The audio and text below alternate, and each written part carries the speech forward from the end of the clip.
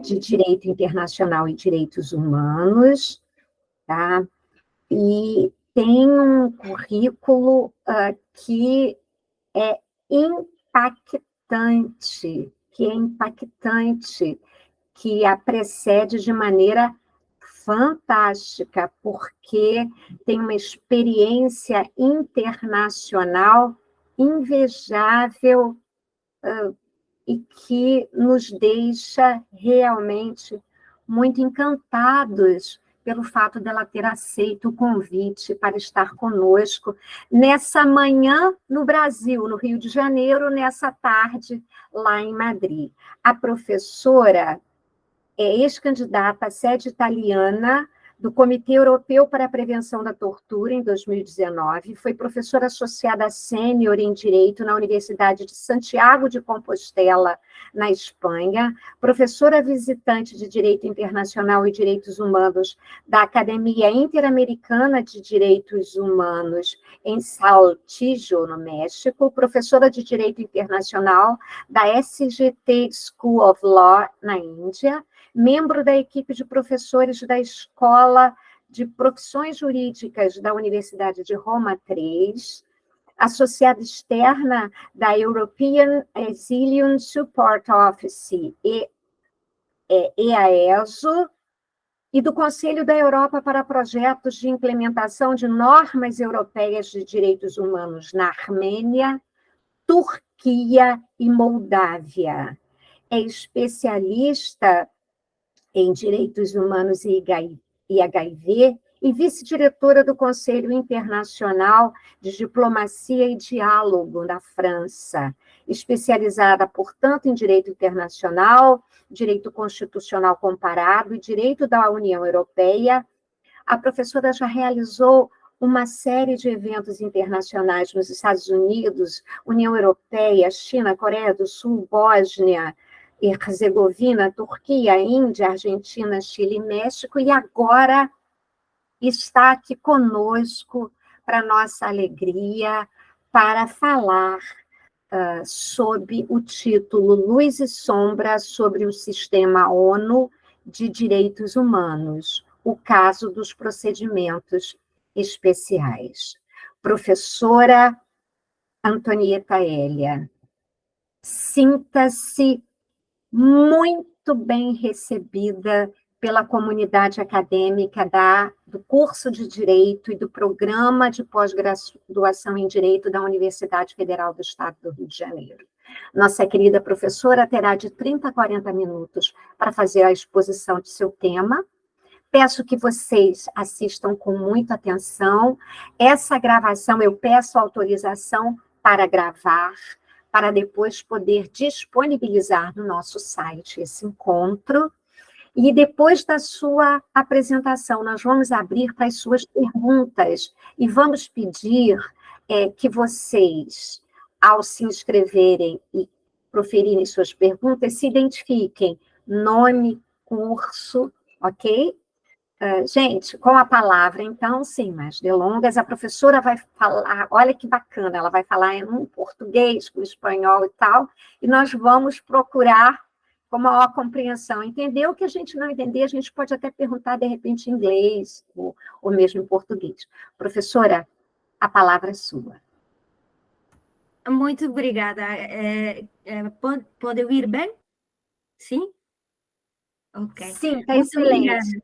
Muito obrigada, professora Ogerman, professor Osvaldo Lima. É um prazer voltar a ver todos hoje, na tarde, aqui em Santiago de Compostela, onde eu moro, no norte da Espanha. Muito obrigada pela apresentação e pelo convite. É um prazer estar aqui convosco. E já peço desculpa por ter chegado na plataforma 5 minutos mais tarde, mas estava noutra plataforma. É o que deixou a pandemia, não é? Ter que estar com muita pressa, mas sem mover-nos, não é? Pois Antes de começar essa conversa, porque peço aos alunos, com o seu permisso, com a sua permissão, professora, de me interromper, mesmo diante a apresentação do tema, por se tem dúvidas. É certo, o meu portunhol não é muito bom, mas muitas vezes passa de ter a sorte de falar mais de uma língua estrangeira, pode ser que eu faça alguma misturada. Eu peço desculpa também por isso. Também queria dizer que não sou experta em nada, apenas sou uma pessoa com muita sorte de ter amigos, amigas, companheiros e companheiras de Deloitte primeiro, e depois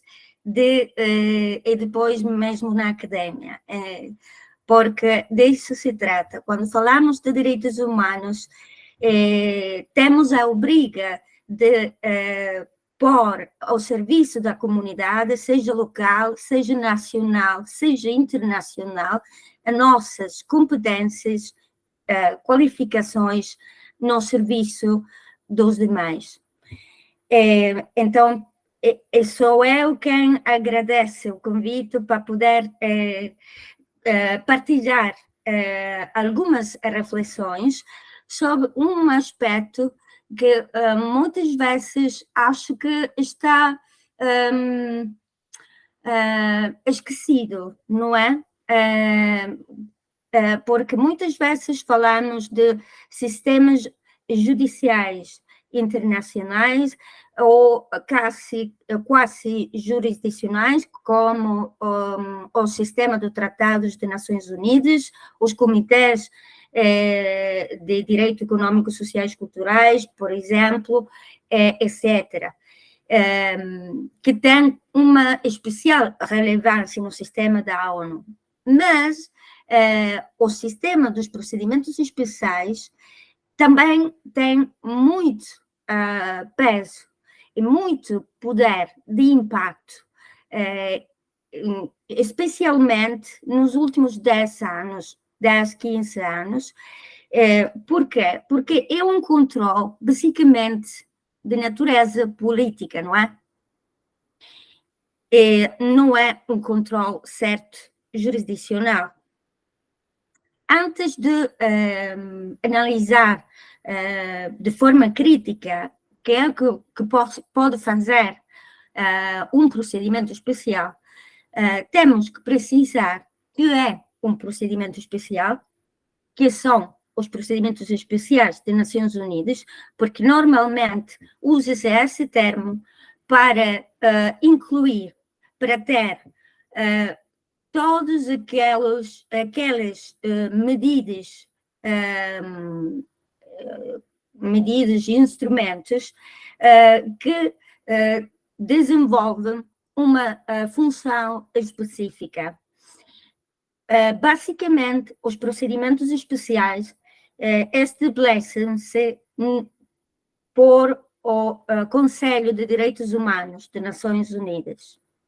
É uma da faculdade que tem o Conselho de Direitos Humanos das Nações Unidas de elegir no seu interior um experto, um grupo de expertos sobre um tema específico ou com competência numa região específica para, de forma independente e imparcial, monitorar e desenvolver uma série de funções que possam resolver um problema de violações de direitos humanos num país específico, numa região, ou violações de um direito no mundo. São os chamados procedimentos especiais temáticos, não é? Por exemplo, o relatório especial para câmbio climático, não é? É sobre o tema do câmbio climático e tem competência em todos os Estados-membros das Nações Unidas. Pelo contrário, um relatório especial pela situação dos direitos humanos num país, pode ser Burundi no passado, pode ser a República Democrática do Congo, por exemplo, terá a competência a analisar, fazer uma mapa da situação dos direitos humanos apenas naquele país.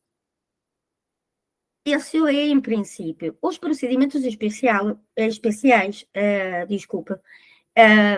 são constituídos por expertos. Normalmente, eles estão propostos pelos Estados entre expertos que são professores, normalmente, de direito, têm desempenhado funções na magistratura, são juristas, todas aquelas pessoas que podem demonstrar não ter nenhum interesse de nenhuma natureza no desenvolvimento da função. Acho, por exemplo, referência ao relator especial para a Justiça e a Verdade, que agora mesmo é o professor Fabián Silvilli, da Argentina, que também desempenhou outras funções em organismos de Nações Unidas, entre elas membro do Comitê de Direitos Civis e Políticos das Nações Unidas, e agora, pela sua experiência, competência, qualificações, pelo seu desempenho a favor do direito e da verdade, na justiça transicional, é relator especial. É um experto que vem da academia, não é? E, majoritariamente, eles vêm todos da academia. Outro critério de seleção, normalmente, é a região de pertenência. Em outras palavras, não pode ser sempre alguém que é da região das Américas. Não pode ser sempre alguém que é da região da Europa e Estados Ocidentais. Não pode ser alguém que é sempre alguém que é da Ásia, etc. Quer dizer que tem que ter também um critério de representatividade regional da experiência. Mas posso dizer que, em muitos casos, esse critério não foi respeitado, acho. Mas é minha opinião personal, não é? Os procedimentos especiais, eu dizia, não são simplesmente individuais. Também podem ser grupos de trabalho, como, por exemplo, é o grupo de trabalho para a prevenção de detenções arbitrárias. Daquele foi membro uma personalidade muito importante que já não está conosco há 3 anos, mais ou menos, que é uma da sorte que tive na minha época em Genebra, de conhecer, que é o advogado Roberto Garretón.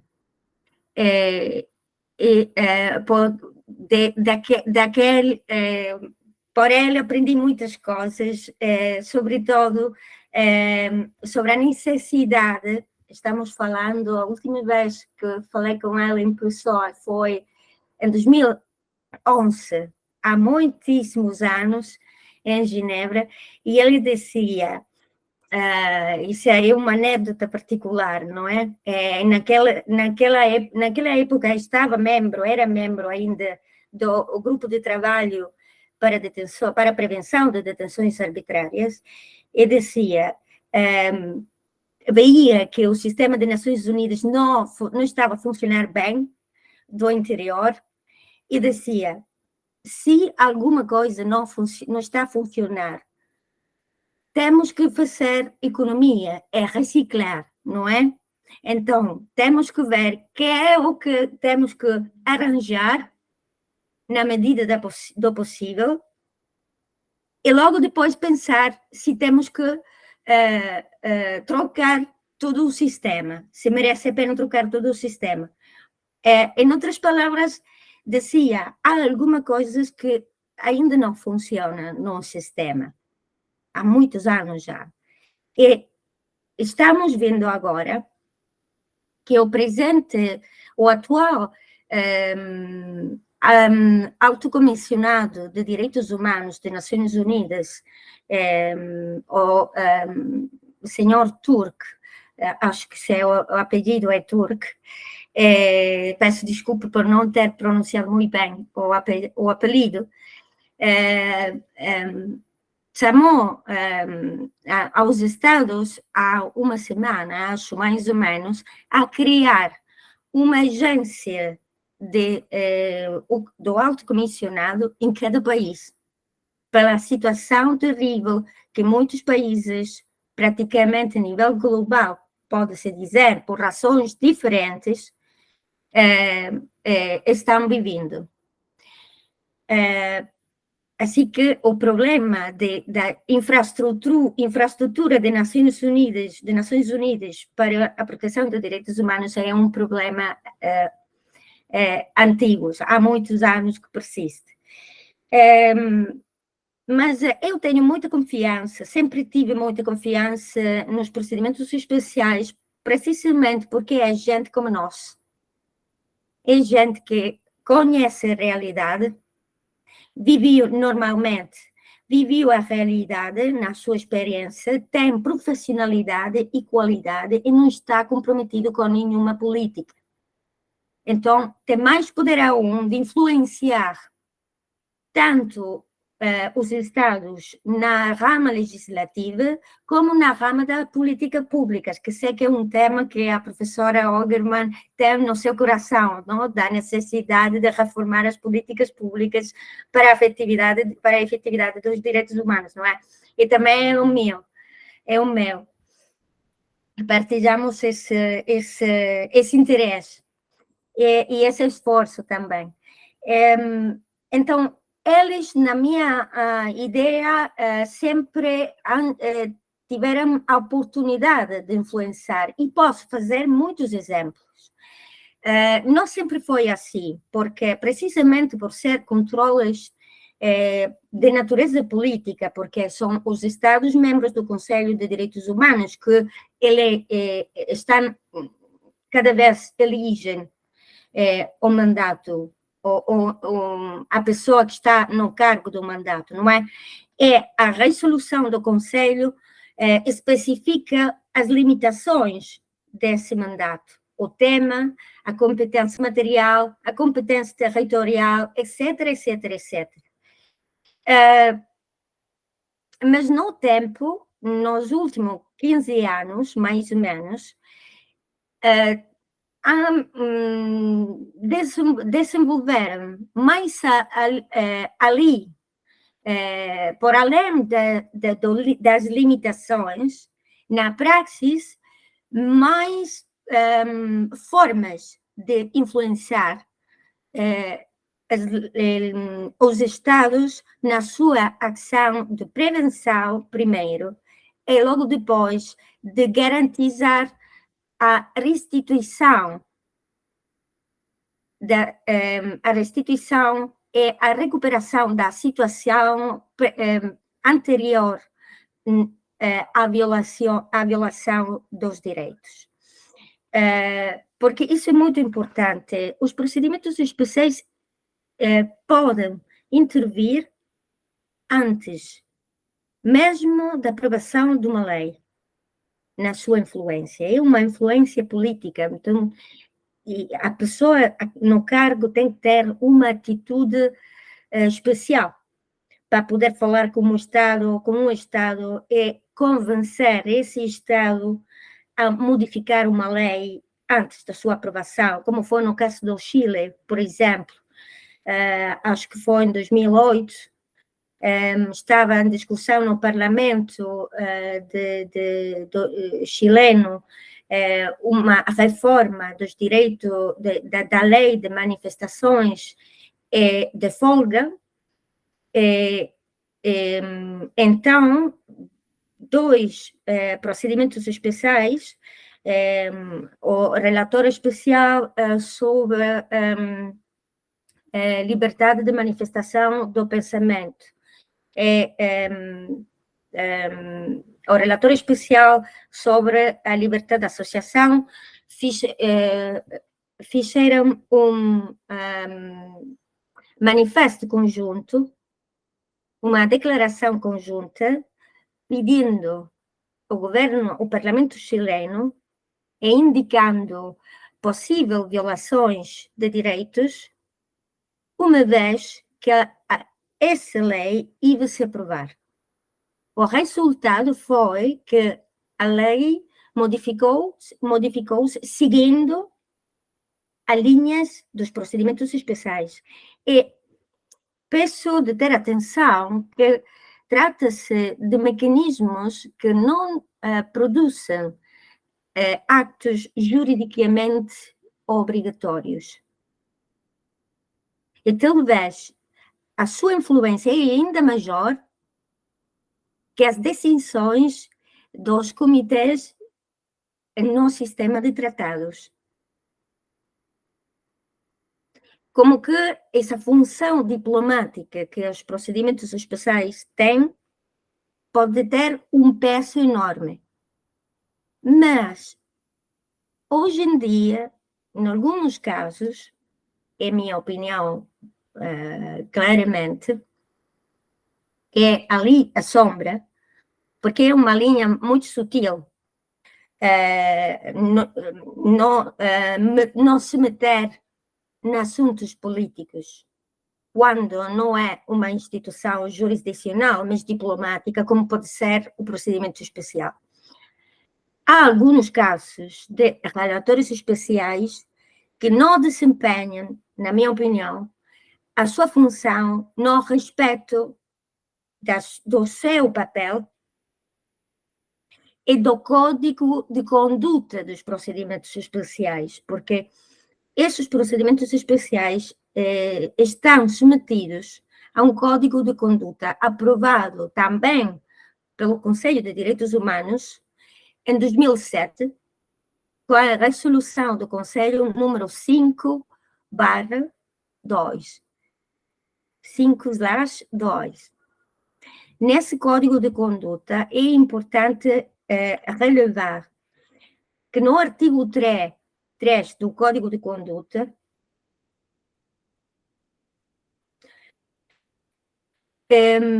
há uma lista de princípios gerais de condutas. O primeiro, agir, atuar nas suas próprias capacidades e com independência. Exercer as funções em conformidade com o mandado através de uma análise imparcial, profissional e fundada sobre os estándares internacionais de direitos humanos, de cada facto, cada notícia e cada situação tem conhecimento.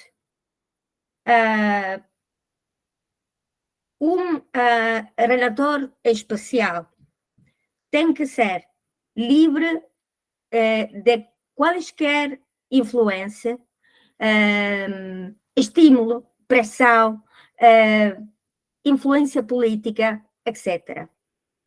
E tem que ser imparcial.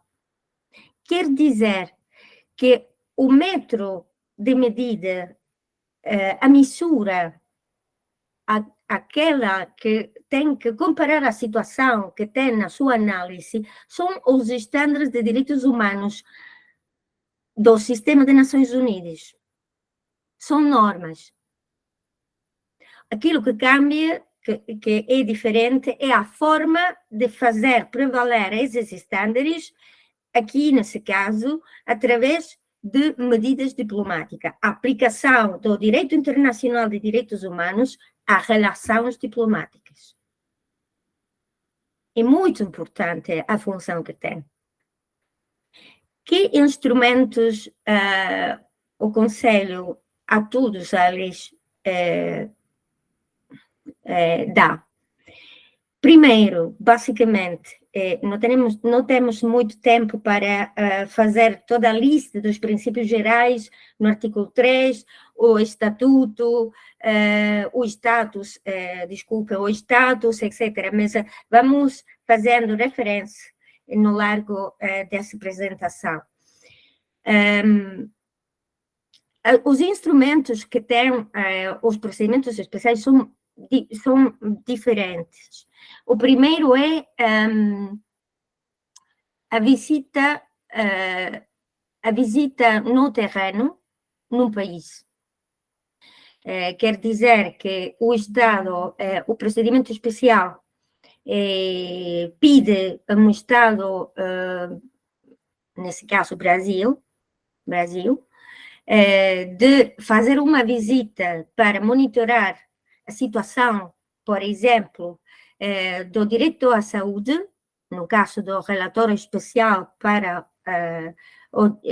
o mais alto nível de saúde, e visitar o país. O Estado pode aceitar ou não. Normalmente, todos os Estados, incluídos Estados como Bahrein, aceitam petição de visitas para o país. E logo direi porquê. Mas na carta, na missiva de aceitação da visita por parte do Estado, nesse caso Brasil é aquele que limita a visita. Peço desculpa, tenho uma alergia e é terrível nessa época. Então, dizia, Brasil escreve na carta de bem-vinda do relatório especial onde é que pode visitar, durante quanto tempo, e organiza a visita.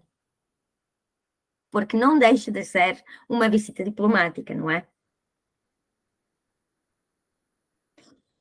Podemos pensar, por exemplo, há uns anos, sempre em 2008, sempre faço esse exemplo, porque o querido Roberto Garretton dizia, fomos à Itália em 2008, mas na carta não denegaram o acesso à isla de Lampedusa, não é? Onde estavam os centros de detenção de migrantes.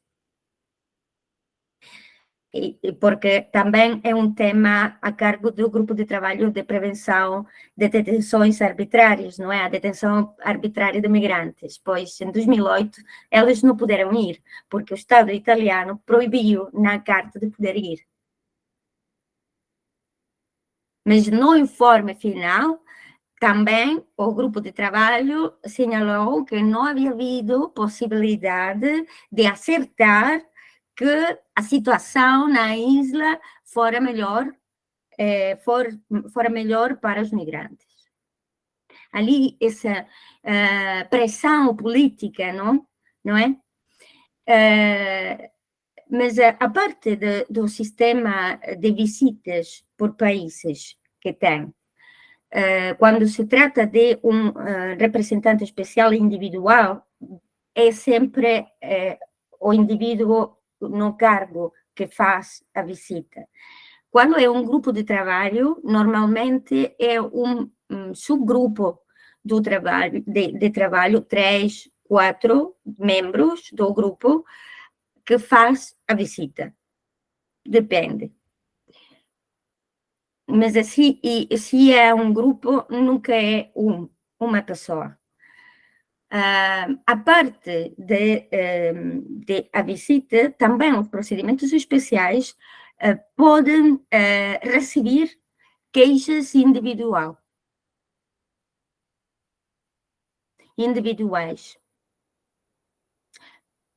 Aplicam-se os critérios que se aplicam para jurisdições internacionais, por exemplo, o facto que a situação, a pena esteja apresentada diante do procedimento especial e não em outro, diante outra instituição de direitos humanos, etc.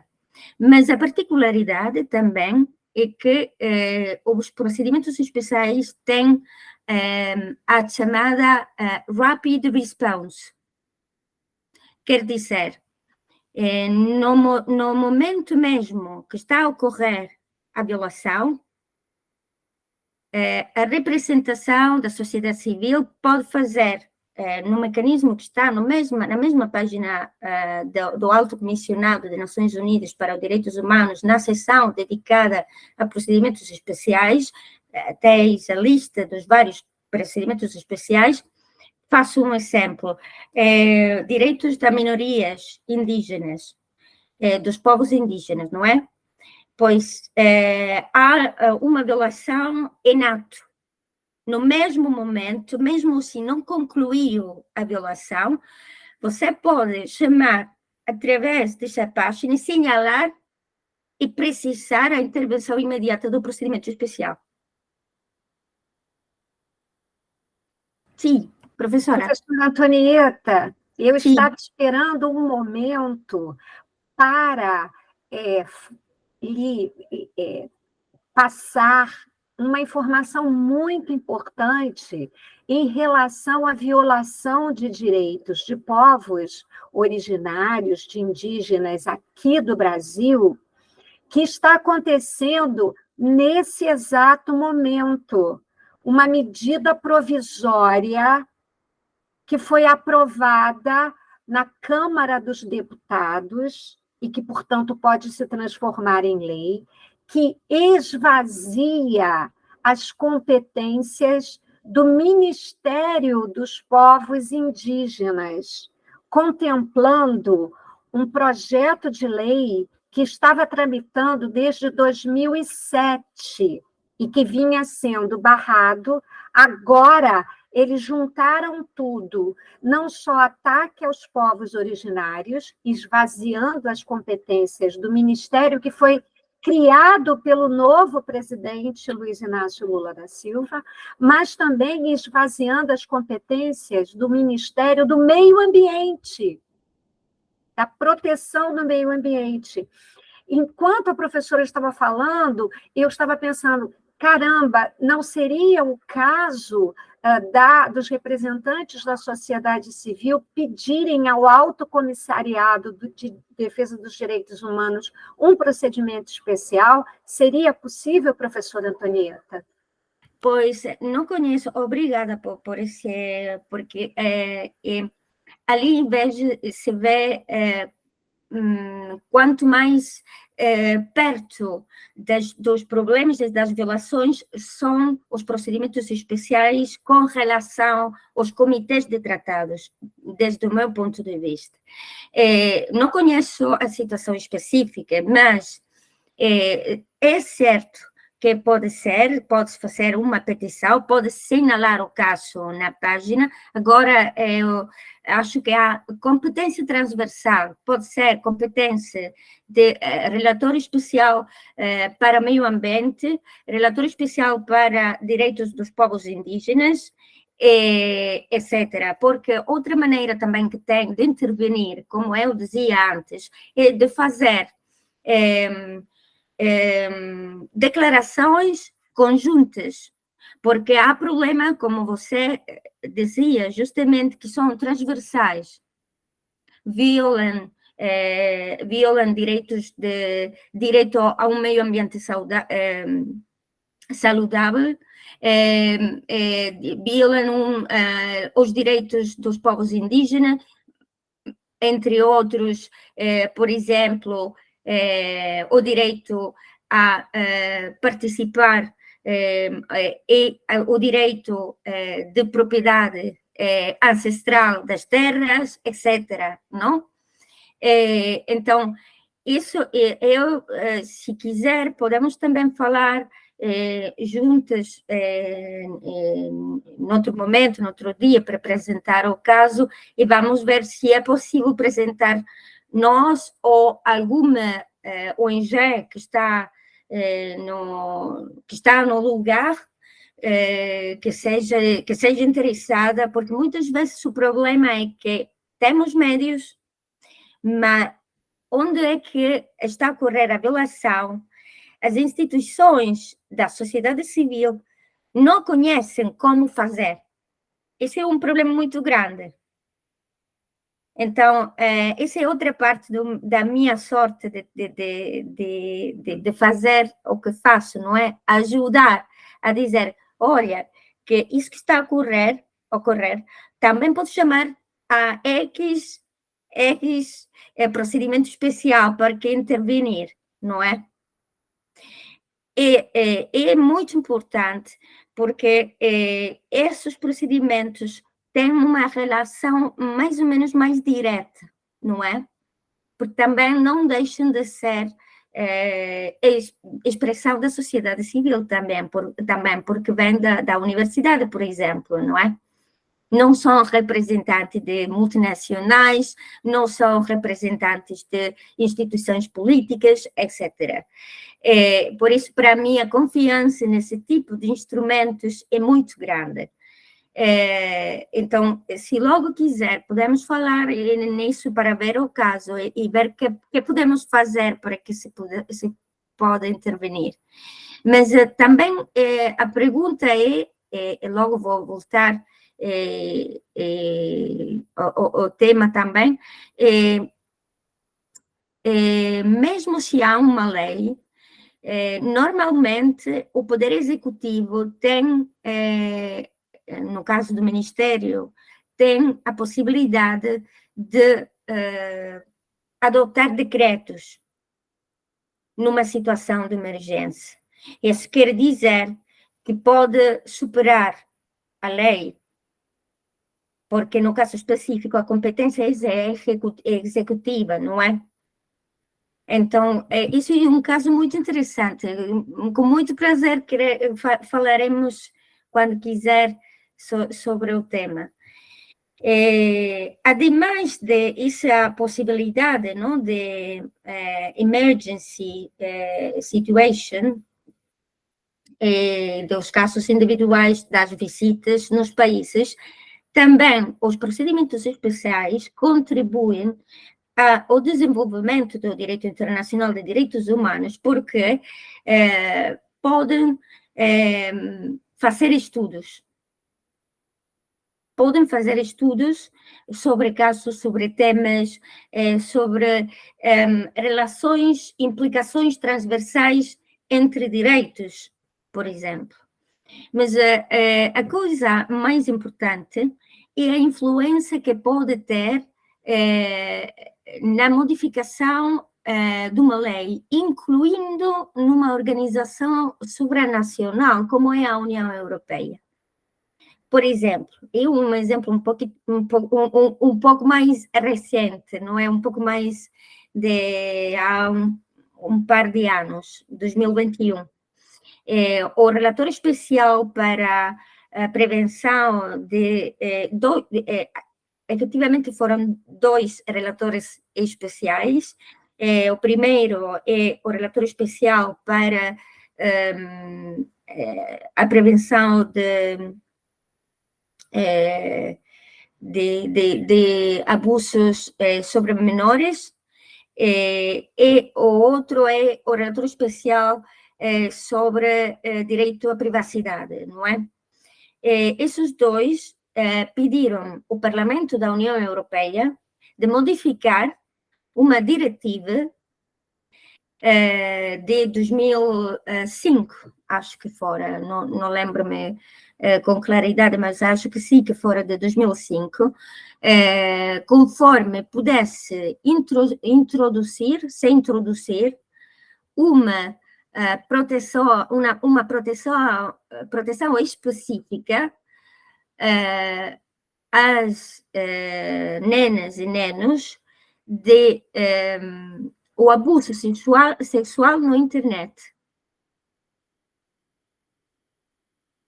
Raiz disso, em 2021, o Parlamento Europeu aprovou uma draft, um borrador de nova diretiva. Esse é outro exemplo de influência que pode ter. Mas também, falando de minorias, de povos indígenas, também nas políticas públicas, Nova Zelândia modificou em 2020 a política de uso da língua de uma minoria, língua minoritária, incluindo-a nos serviços públicos, a raiz de uma declaração e de uma petição do relator especial sobre direitos das minorias. Por isso é interessante, no meu ponto de vista, que há que falar desses procedimentos especiais, porque mais ou menos não tem muita centralidade às vezes, não é? Mas todos eles têm uma grande labor de impacto institucional. Essa é a luz. A sombra é que, como dizia, o código de conduta muitas vezes não está respeitado, especialmente no caso da imparcialidade. E esse é um problema dos últimos anos, em casos específicos, porque a função principal entre todas é aquela de mediar também, de utilizar os estándares de direitos humanos para reconciliar. Num caso, por exemplo, de conflito ou de país que está em situação de pós-conflito, não é? Não pode estar do lado de um. A sua prioridade é a efetividade dos direitos. Para conseguir isso, tem que saber falar as partes que estão implicadas. Esse é o papel fundamental de um procedimento especial. Porque há que lembrar que é um procedimento diplomático, é um procedimento político, então não tem medidas obrigatórias. Tem que convencer o Estado. E há casos onde essa função perdeu-se. Não são muitos, mas há casos recentes também, onde a declaração do relator especial caso parece que é a declaração de uma organização não governamental no terreno, que é uma função diferente. O relator especial está ao lado da organização e também das instituições do Estado, porque, infelizmente, temos que ter presente que, sem vontade do Estado, mesmo hoje em dia, em 2023, não há lei, não há políticas públicas de efetividade de direitos humanos, não é? Ficam sempre os principais sujeitos de direito internacional. Então, tenho que juntar as duas exigências para o bem da efetividade dos direitos. Agora, eu não estou de acordo com um governo de um país X, mais que outro. Não posso dizer publicamente que não estou de acordo, porque tenho que garantir a imparcialidade, não é? Então, tenho que ser o mais objetivo possível. Logo, volto. Provavelmente não se sabe que eu brinco sempre, trato de expressar temas centrais, fazendo anedotas e com brincadeiras a vezes, porque é a forma melhor de perceber as coisas, não é? Então, eu digo sempre, quando tenho que falar com alguém que não suporto, como trata, por exemplo, o trato que têm os migrantes, é isso. Tenho que falar, mesmo, se não estou de acordo, não é? Quando eu voltar para casa, começo diante do espelho a dizer, desgraciado, é gente que está a morrer no mar, de tudo, mas eu não posso dizer na cara que é um desgraciado, não é? Porque tenho interesse que esse desgraciado termine com a violação. É uma forma de atitude que temos que ter, infelizmente. É verdade também que há havido vezes, e há, permite-me fazer referência à situação do Mediterrâneo, falando de migrantes, porque há exatamente menos de uma semana, Grécia voltou a reenviar no barco no meio do mar um grupo de migrantes que estava à procura de desembarcar na costa. Baixo os olhos dos países limítrofes do confim, e ainda pior, da União Europeia. Então, isso para mim é impensável. Há mais ou menos 2 meses, num guardanapo de mar, em frente das costas entre Itália e Turquia, morreram 70 entre mulheres e nenos, num guardanapo de mar, porque ninguém foi a socorrer.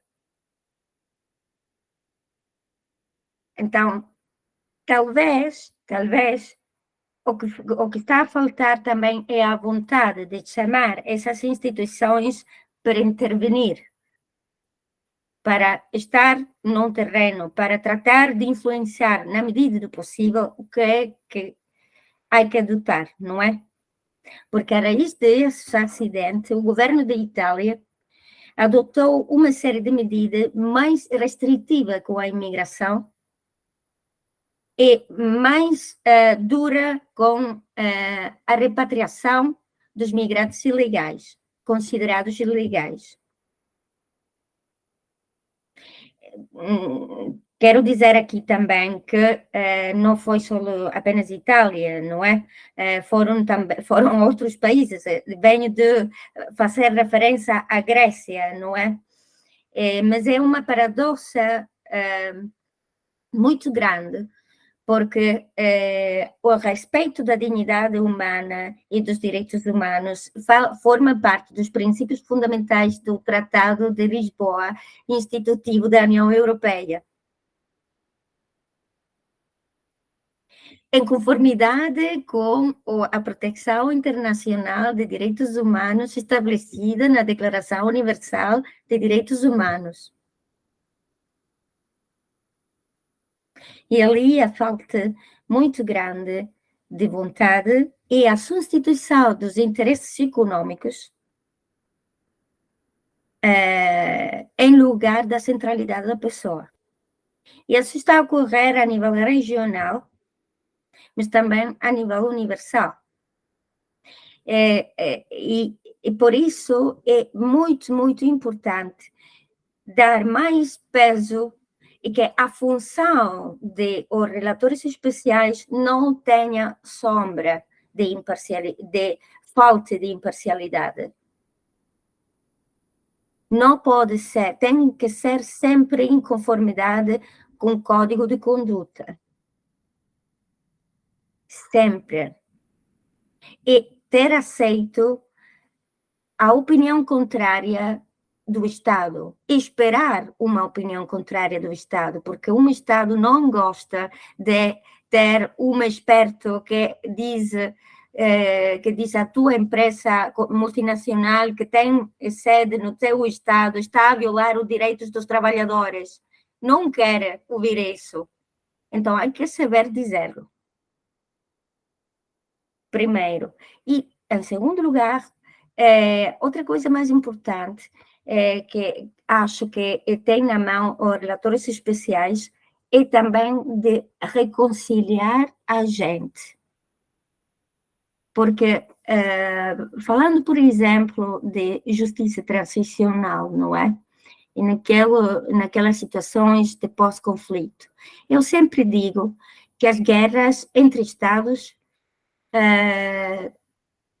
tarde ou cedo, terminam, mas entre nações perpetuam-se entre a gente.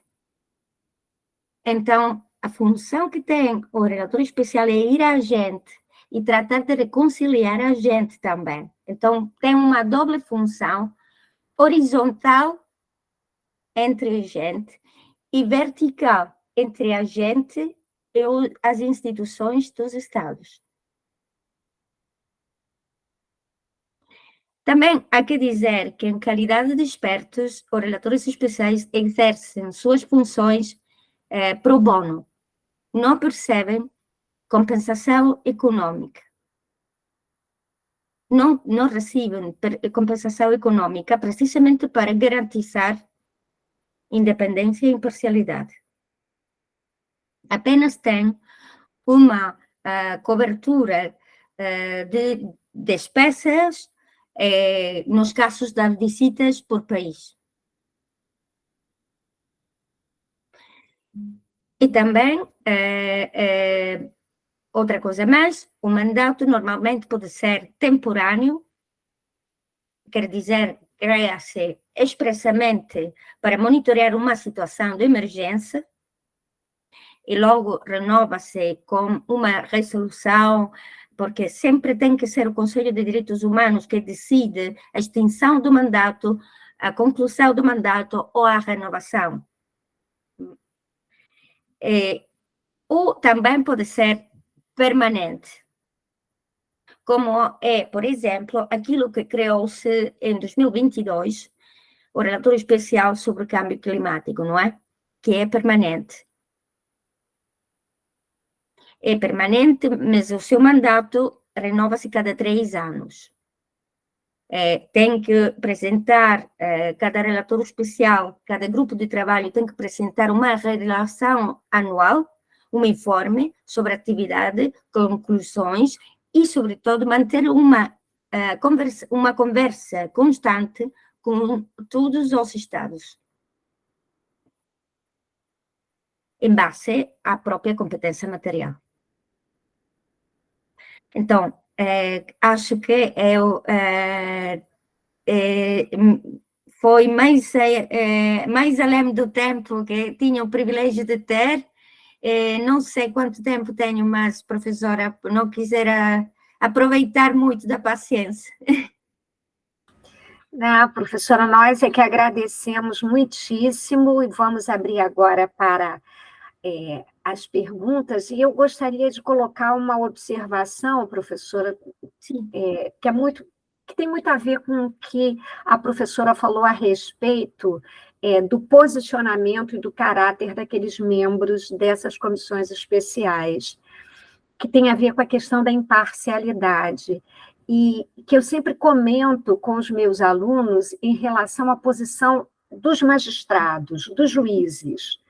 Os juízes, eles, assim como os membros das comissões especiais, eles precisam ser imparciais, mas eles não podem ser neutros. Neutralidade não se confunde com imparcialidade. E a professora colocou muito bem que muitas vezes, que na maioria das vezes, esses membros das comissões vão ter que lidar politicamente com governos que têm posturas retrógradas, posturas de violação que se revelam em práticas de violação dos direitos. Então, a esses membros, da mesma forma que aos juízes, aos magistrados, reputa-se que sejam imparciais, mas não podem ser neutros, porque assim como os juízes, né, como os magistrados, eles têm que estar de acordo com as normas legais de cada país que está em vigor, assim também, né, esses membros das comissões especiais do Alto Comissariado, eles estão atrelados a um corpus, a um conjunto de direitos humanos que se colocam para todos. Então, ele há de ser imparcial, mas ele não pode ser neutro, porque há esses valores, né, que eles estão defendendo. E é um trabalho fantástico, e como bem a professora colocou, um trabalho pro bono, né, e que seria muito interessante que a gente pudesse, inclusive, aprofundar esse conhecimento. Então, uma contribuição que eu gostaria de dar, professora, nesse sentido da gente não confundir imparcialidade com neutralidade. Fantástica a sua observação. Obrigada, muito obrigada por dizer isso, porque ademais, dentro de 15 dias, finalmente vou ter a primeira atividade internacional presencial do ano. A última foi no mês de dezembro de 2022, logo depois estou online todo o tempo. É muito forte isso, não é? Mas em 2 semanas vou ir, porque o tema da independência e a imparcialidade, muito obrigada por citar, fazer referência à magistratura, porque é um problema internacional também, especialmente no meu país de nascimento, não é? Que é a Itália. Ali há magistrados que não são imparciais nem neutros. Mas o neutro que consideramos nós não é o mesmo, porque um sistema que permite um fiscal autorize de ir a uma conferência organizada pelo Legislativo, não é um sistema independente e imparcial. Um fiscal tem que estar no tribunal. Não pode ir a falar de independência no âmbito do legislativo ou de uma conferência organizada por um partido. No Brasil já vimos que é o que ocorreu com a manipulação da fiscalia, não é? No caso do atual presidente. Pois isso. Quer dizer que falte o ABC do princípio da separação de poderes. É um problema muito grande, que no caso da Itália já conhecia os pais fundadores da Constituição italiana, dizia um deles, quando a política entra pela porta da magistratura, a justiça vai embora pela ventana, pela janela. Desculpe. Isso é muito importante. Então, em 2 semanas vou contribuir nesse workshop organizado por a Comissão Internacional de Juristas sobre a independência da magistratura e autonomia da ação da fiscalia. É um novo programa da Comissão Internacional de Juristas. Estou muito contente de participar presencial em Bruxelas, porque, ademais, o meu tema da tese doutoral foi isso. Foi a definição do direito a um juízo justo, que também inclui as garantias que tem que ter um tribunal. E os estándares internacionais que definem um tribunal. Uma parte dessa tese está disponível, acho, na Biblioteca da Corte Interamericana. está em espanhol. Seria muito importante que nós pudéssemos marcar um outro encontro para falar em específico sobre esse tema, não é, pessoal? Muito gosto. A professora Carolina Freitas, que está fazendo estágio de pós-doutoramento conosco, ela levantou a mãozinha um momento para fazer uma pergunta, não é, professora? Não, na verdade, bom dia, professora Edna, bom dia, professora Antonieta. Muito boa a sua fala, professora, adorei. É sempre bom participar dos eventos que a professora Edna organiza. Eu levantei sem querer, eu ia elogiar justamente o comentário dessa questão da imparcialidade, e como isso agora, né, tá sendo muito debatida, principalmente porque a gente teve no Brasil esse fenômeno, a saída de membros do judiciário para carreiras políticas. Eu apertei o botão errado aqui, mas foi eu gostei muito do comentário que vocês estavam costurando nesse sentido. É um problema que temos um pouco todos. Nos Estados Unidos, a fiscalia é eletiva, não é? Então, tem quase uma obriga de fazer campanha. Mas nos outros países não é a mesma coisa, não são cargos eletivos, não é? Então, é um problema que temos, mas isso não é minha opinião, é a opinião de algumas instituições europeias que faz a monitorização dos sistemas judiciários. Por exemplo, há um organismo do Conselho da Europa, que é o Comitê para a Eficiência e a Eficácia da Justiça, CPG, que publica cada ano um informe sobre o estado da independência da magistratura, vários aspectos da independência e imparcialidade de todos os países membros do Conselho da Europa. É muito interessante, porque temos essa forma de monitorização, supervisão sobrenacional, mas ainda há muito caminho por fazer. Porque, por exemplo, impactou-me muito isso porque pode ser bom fiscal, mas dizer que pedir ao Conselho Superior da Magistratura de poder ir significa, primeiro, que não tem ética, desconhece o princípio de separação de poderes. Mesmo se eu recebo convite para ir numa conferência organizada por um partido, mas eu sou magistrado, eu digo, muito obrigada, mas a minha função impede aceite o seu convite. Não vou pedir ao Conselho autorização para poder ir, não é?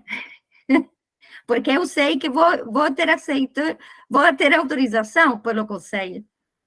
E isso faz que no mesmo Conselho Superior da Magistratura, na Itália, há casos também no Portugal, há casos também na Espanha, mas de menor relevância, pode ser, criam-se as correntes políticas na mesma magistratura, e isso é terrível.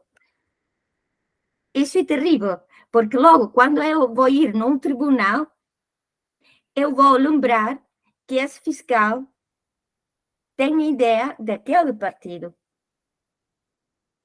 Então, vai analisar o caso. Eu não sei se vai ser totalmente imparcial. Não é? Tenho direito a ter a dúvida. Exatamente. O professor Oswaldo se inscreveu para fazer uma pergunta, e depois dele, a nossa querida Débora. Gostaria de parabenizar a professora Antonieta pela preleção. A gente sempre fica muito contente, né, quando a gente vem com boas ideias, né? Amanhã, para nós aqui, uma manhã e uma tarde, né, para a professora, de muito conhecimento. E eu tenho percebido, eu fiz várias anotações aqui, porque a gente vai fazendo um brainstorm, né? E eu achei muito interessante quando a professora falou sobre o papel das comissões em promover a conciliação horizontal, né, entre os povos. Eu acho que a gente tem vivido um problema mundial, né? A gente tem se dividido, não basta só as instituições se alterarem. Eu percebo muito isso no Brasil, né? Nós tivemos um período bastante difícil, uma modificação institucional, uma tentativa de modificação institucional, para dizer, e uma mudança política, né? E essa mudança política ela não acompanha também o estado de conciliação, ou seja, a gente continua um país dividido, né? Como é que essas comissões, ou se seria até o papel delas terem os escritórios nos países, se facilitaria esse processo de conciliação? Como é que a gente pode contribuir? Nós aqui somos também juristas, que estamos trabalhando com o tema, como a gente pode contribuir para essa conciliação? Qual que seria, como é que a gente poderia trazer essas facilidades? Eu acho que a gente começar a mudança tem que ser por dentro, né? Pela sociedade. A gente está com uma sociedade bastante doente, na minha forma de entender. Obrigado mais uma vez, professor. Muito obrigada por essa observação. É uma triste observação, se eu posso dizer, que também aplica-se a muitos outros países com razões diferentes, mas o resultado não muda. Porque depois de crises econômicas, restrições aos direitos, a gente está cansada. A gente está cansada. Então, deixada na ignorância total, porque é mais fácil, você sabe melhor que eu, que é mais fácil manipular um povo deixado na escuridade, não é? Sem informação objetiva, sem acesso a direitos básicos, reduzi-lo à fome. Se quiser comer, tem que me dar graças, porque eu sou aquele que deu o pão, não é? E isso é uma mentalidade que aplica-se em muitos países. Então, é normal, Cassi, e é muito duro dizer isso, que o povo está dividido entre aquele que pode ter o benefício e aquele que não. Entre aquele que ignora a realidade porque está totalmente manipulado por aqueles que têm um poder e aquele que não, que sigue tendo objetividade. Então, a única coisa que pode-se fazer, desde o meu ponto de vista, não sou fazer mágia. É triste, porque talvez quiser fazer mágia e dizer, ok, já tudo está bem, não é? Mas não podemos. É falar com a gente, ouvir coisas terríveis que não gostamos de ouvir. Posso fazer um exemplo com relação à pandemia. Por certo, não tem nada a ver com a situação do Brasil, o conflito social interno, o multivariado conflito social interno que há no Brasil, porque não é é variável, tem muitas caras, não é? Mas na Europa do bem-estar, a gente teve a liberdade de elegir se fazer vacunação ou não contra a Covid. Eu digo sempre que o excesso de liberdade é exatamente o contrário da liberdade. Porque há valores superiores. Nesse caso, era a solidariedade social e a saúde pública, principalmente. Mas, bem, a gente que não queria vacinas inventou histórias fantásticas para livros de Harry Potter, como que dentro da vacuna havia um microchip que se injetava nas pessoas, se podiam controlar coisas extraordinárias. Nem sequer o melhor registro de Hollywood tem a mesma ideia, não é? Mas para convencer essa gente, tem que ter a força de ouvir isso e tratar de explicar outro ponto de vista. É certo que não é fácil e não sempre é suficiente, porque também há gente que tem como uma... Eu encontrei muitas, infelizmente, não digo que tem essa parte do cérebro fechada. Então podemos falar com eles, mas não vamos conseguir nada, não é? Então, aqui ir o seguinte, então, falar o diálogo entre as pessoas, dizer as tuas dificuldades são as minhas, a sofrência é de todos, não é apenas tua ou minha, é de todos, porque é no interesse de quem governa num dado momento, num dado país, num certo país, separar a gente, divide e tímpera, não é? Então, isso é também a função que tem um relator especial. Falar a gente, reconstruir a memória, reconstruir a história do país. A história é de tudo, o símbolo do país é de todos, a bandeira, a Constituição, as instituições são de todos. Não são propriedade de ninguém. E ali vou voltar a essa imagem que fiz hoje, à volta do mundo, da invasão do parlamento em Brasil, mas ali é esquecer que o parlamento é de todos, é a casa do povo, não é a casa de Carlos, Osvaldo e Edna, não, é a casa de todos. E ali a responsabilidade, desde o meu ponto de vista, é política, porque quem estava antes esqueceu que estar no mesmo parlamento significa representar a gente, toda, não apenas os eleitores, toda. Vou fazer um exemplo, se eu posso, que é diferente, claramente, eu não sou política, não é? Não sou politicante, apenas digo, não? Mas quando tive a sorte de ter o apoio para esse prémio em Madrid, sempre ficarei enormemente obrigada. Uma noite estava sentada aqui e vou mirar e tinha como 830 votos.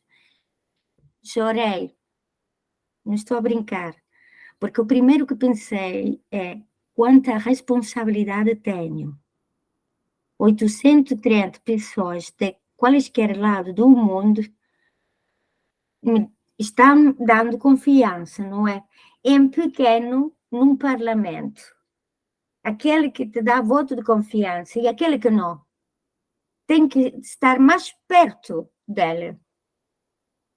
Porque ficou afora de entre aqueles que deu-te confiança. Mas é que eu apenas digo que formo parte, venho de um país que já não existe, uma Itália que já não existe, não é? Falarmos nesse sentido, a responsabilidade da representação. Outro exemplo personal que eu posso fazer, em 2020, em plena pandemia, tive sorte de, junto com os companheiros do Network Mediterrâneo de expertos sobre câmbio climático, do qual formam parte, tenho outra honra mais, ganhamos o prêmio do Conselho da Europa para a Cooperação Internacional Norte-Sul.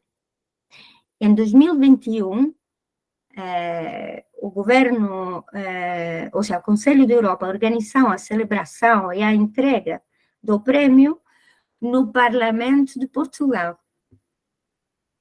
Você pode imaginar como eu estava sentada nesse parlamento, porque pensava, estou sentada onde normalmente, na casa do povo português. E 2 vezes honra, porque não sou portuguesa, não é? Mas estou sentada ali. Um momento de convidada, mas eu sempre estou ali. Então, temos que pensar isso, que as instituições preexistem às pessoas, os políticos que estão ocupando essas instituições nesse momento. Preexistem, pertenecem a todos, como diz a Constituição do Brasil, como diz a Constituição de Itália, etc. Isso, mas é uma forma de entender, de perceber as instituições que tenho eu personal. Não é uma norma, infelizmente.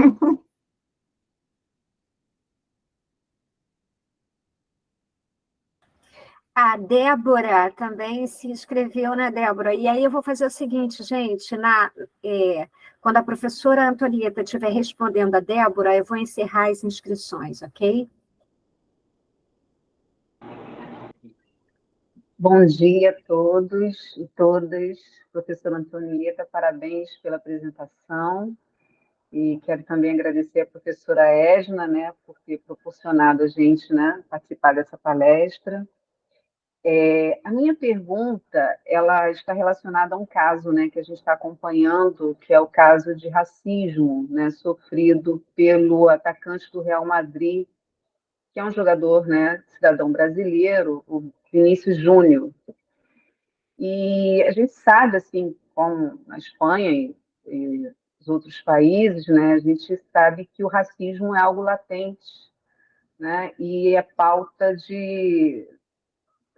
dos direitos humanos, né, no mundo inteiro. Mas a gente percebe também que fica muito no discurso, né? As pessoas falam sobre isso, não é a primeira vez que o jogador ele sofre, né, de racismo em campo, e nada efetivamente foi feito, né, até o momento. Algumas ações, né, pontuais, mas assim, a gente sabe que o Itamaraty, né, ele vai se envolver no caso. A gente teve também a declaração da ministra da Igualdade Racial, né, aqui no Brasil, mas a gente não vê efetivamente as ações acontecerem para mudar esses episódios de racismo, né? Não somente no âmbito do futebol, né, mas a gente sabe que no dia a dia isso acontece. A minha pergunta, professora, é a seguinte: como que essas comissões especiais elas podem atuar nesses casos, se elas têm competência jurídica, né, para atuar nesses casos, e se a senhora sabe se alguma comissão está trabalhando nesse caso específico, né? Se há alguma ação já a ser tomada. Essa seria a minha pergunta. Então, primeiro, muito obrigada pelo comentário e pela pergunta. Não conheço, não tenho conhecimento de que há um procedimento ativado. Sempre há que ter em conta que, antes de chegar a instituições internacionais, tem que terminar todos os procedimentos internos, nesse caso na Espanha, não é?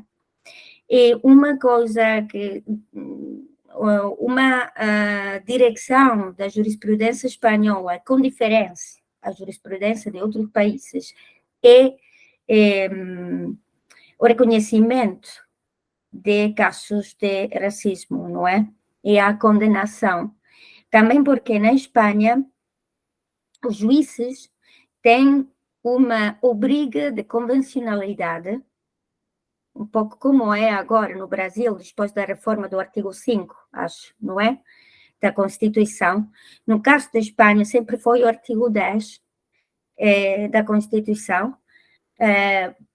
De acordo, o juiz tem que interpretar a Constituição e os direitos em conformidade com as obrigas de direitos humanos dos tratados, daqueles tratados de que Espanha é parte.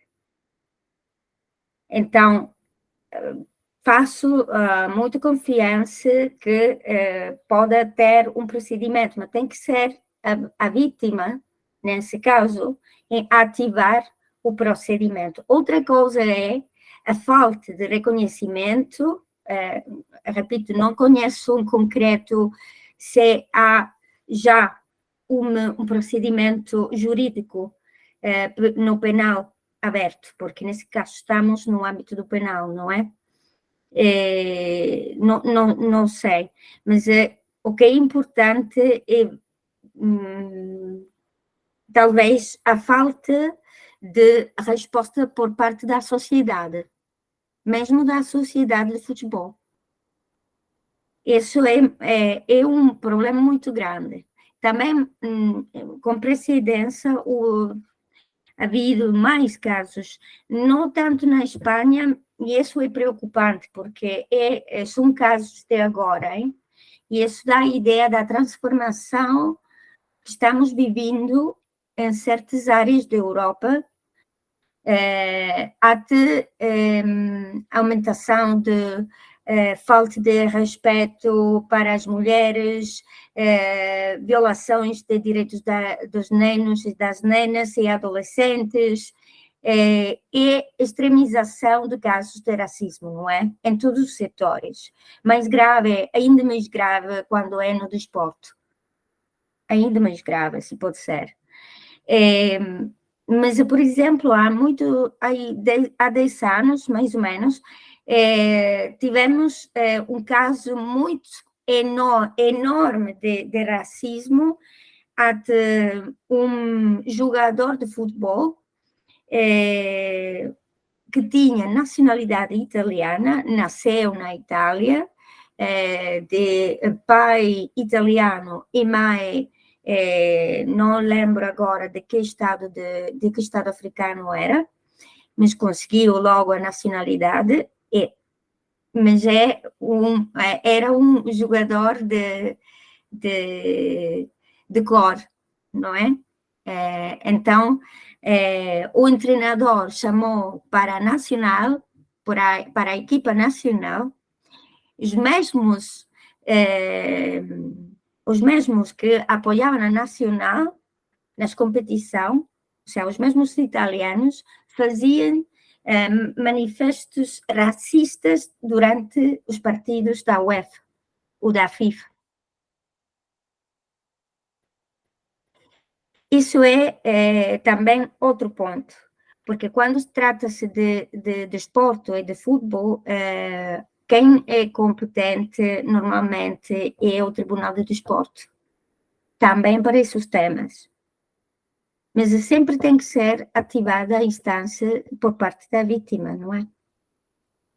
Outra coisa é, como dizia, o apoio da sociedade, o apoio da equipa, etc. E ali vamos mais além da parte jurisdicional. O resultado, no caso da Itália, é que o atleta deixou a Nacional de Futebol. Deixou a Nacional de Futebol. Também temos mais casos aún, no caso de voleibol. A capitana é também de origem italiana e de outro estado africano. Então, a cor a cor não é conforme.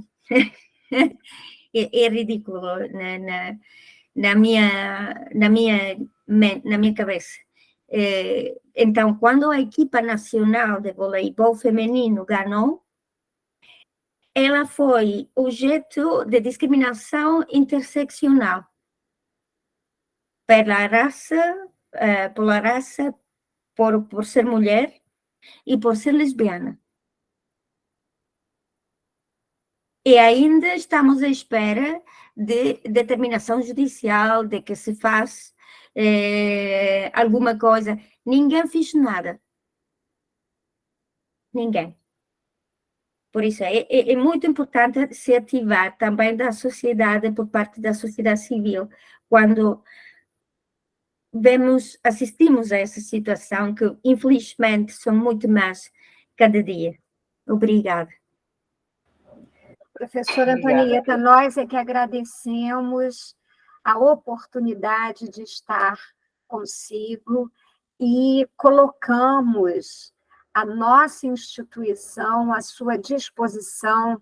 Será sempre muito bem-vinda. Agradecemos a sua disponibilidade. E, bom, precisamos estreitar essas nossas relações, não é verdade, professor Oswaldo? Para outros eventos e, quiçá, produções conjuntas. Eu agradeço a todos. Vou passar a palavra para a professora Antonieta para a sua despedida, para depois nós encerrarmos esse evento. Muito obrigada, professora Ogman. É meu privilégio estar convosco. Sempre fico honrada de poder partilhar ideias, ficar o acento em problemas para pensar soluções conjuntas, porque disso se trata. Obrigada por o professor Oswaldo Lima por ser tão disponível cada vez no WhatsApp. Peço desculpa pública por ter me molestado todo esse tempo, mas sou uma pessoa com muita sorte, porque mesmo se começo a ter problemas com as tecnologias, porque já tenho depois de 4 anos, é impossível para mim seguir numa computadora, mas também é certo que graças a isso tenho a sorte de conhecer companheiros e companheiras como vós e de poder partilhar isso, ideias e esperanças também, não é? Porque disso se trata, precisamos recuperar a esperança, que quase parece que está a morrer, não é? Então, muito obrigada eu, espero a seguinte vez visitar o Brasil. Com certeza, professora Antonieta, eu quero aproveitar para fazer o registro da presença da nossa querida Luísa Araújo, que é ouvidora-geral da Universidade Federal do Rio de Janeiro e que participou assistindo a sua palestra. Agradeço a todos os alunos da Unirio, aos nossos professores, aos convidados externos e convido-os para um outro evento nosso, internacional, também com a professora Maria Egorova, Antonieta, que vai ser no dia 22 de junho, às 9 horas. Muito obrigada a todos e dou por encerrado esse nosso evento. Tchau. Obrigada, bom dia. Obrigada. Tchau, tchau, bom dia.